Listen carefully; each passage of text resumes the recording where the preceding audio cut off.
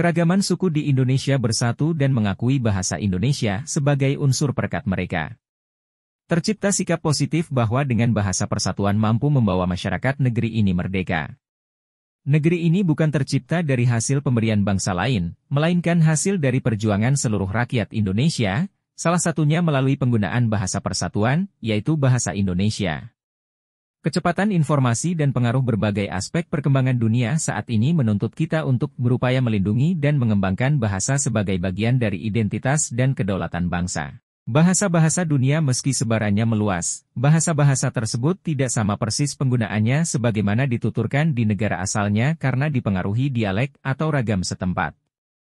Berbeda bahasa-bahasa lain di dunia dengan bahasa Indonesia. Pemilik bahasa Indonesia adalah satu yaitu negara Indonesia. Penggunaan unsur-unsur linguistiknya lebih konsisten. Betapa hebat dan besarnya Indonesia, bahasa Indonesia digunakan dan dituturkan oleh berbagai bangsa di dunia. Bahasa Indonesia memiliki penutur asli terbesar kelima di dunia.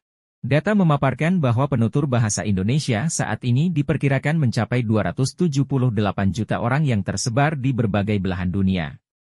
Di Indonesia sendiri, jumlah penutur bahasa Indonesia diketahui terdapat 269 juta orang.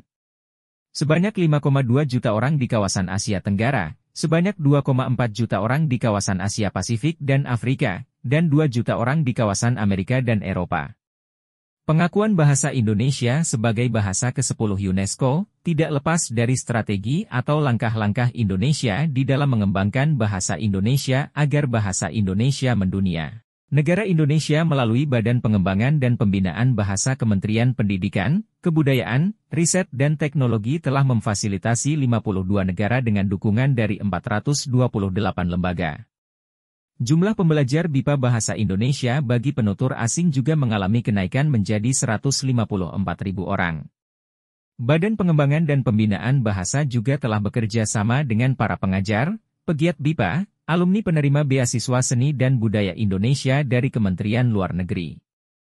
Kerjasama yang dilakukan adalah dengan memberdayakan mereka menjadi pengajar bahasa Indonesia.